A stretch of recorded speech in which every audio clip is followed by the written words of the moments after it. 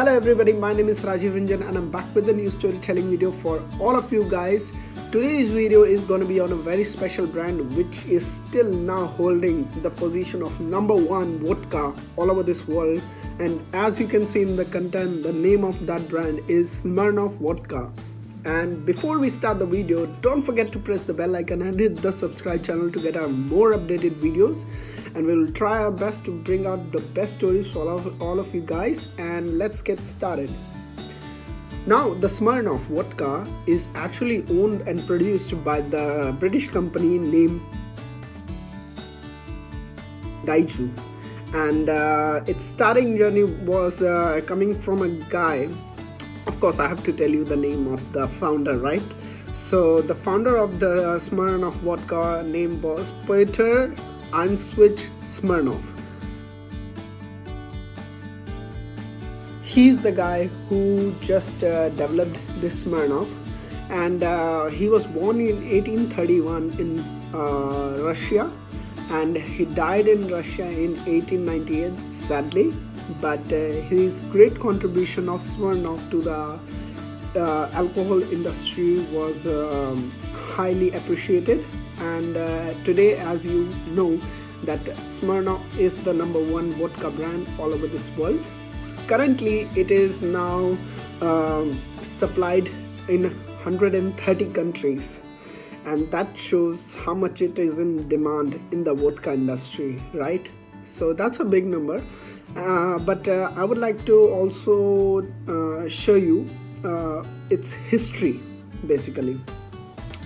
So the founder, the Peter Smirnoff, he developed this Smirnoff, but the most of the role, because I don't want to start the story from him because he's just the inventor of Smirnoff, but I want to come to the climax, where the Smirnoff's real struggle started, because it was already successful, as you all know, in Moscow, Russia, but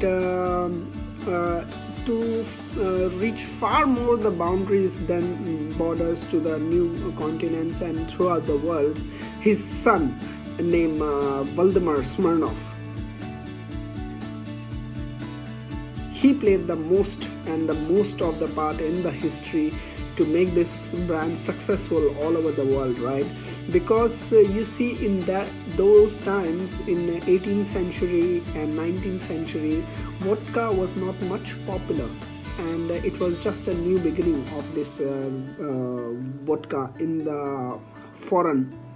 And to make it possible, Valdemar, he just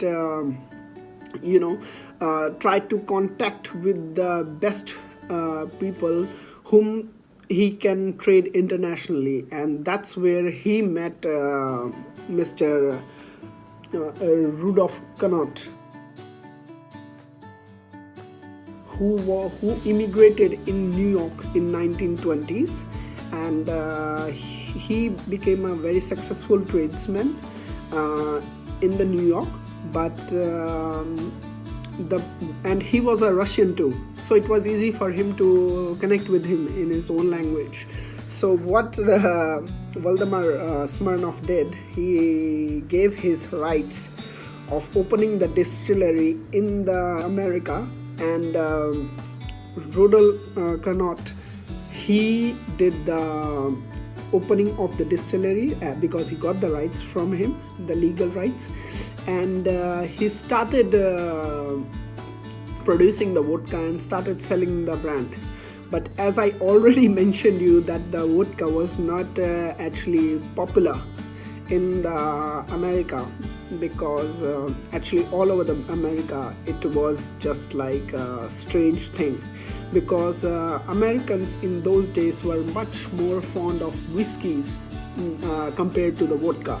It was a new thing for them, and to get it popular, they had to do something so that this thing gets popular, and it can compete in the American market and then to the whole world, right? So they struggled. Vladimir Smirnoff, he got the biggest problem, and his partner got the biggest problem with the license. of keeping it maintained in the to stay in America. They needed the license for their distilleries, right? And that's what hard, because everything you have to pay money, right? So the profits were going so less, and they were hardly able to make it, and that's the time they were like at the edge of closing, right? So it was a time they had to do something to keep the brand going on in the American market, right? So that's where they kept on struggling, and they met a very good guy named John Martin. John Martin, in the alcohol industry in that time, was the president in the trading business. He used to be the head of import and export in the alcohol industry, mostly in America. So they met him, they showed their brand to him, and they tried to show their product that it's worth very good potential in the market, and it can give big business in the American market and to the whole world. So that's where president, actually, sorry for that, the president, John Martin, he tasted the brand, and after doing his test, he got sure that this brand Smirnoff vodka got the potential to have a big business in the market. And that time, even community of John Martin, all the business community, they thought he was crazy to take this step. But John Martin believed in the product of Smirnoff, and in 1939 he started, he gave the license also, as well as he helped them in production also.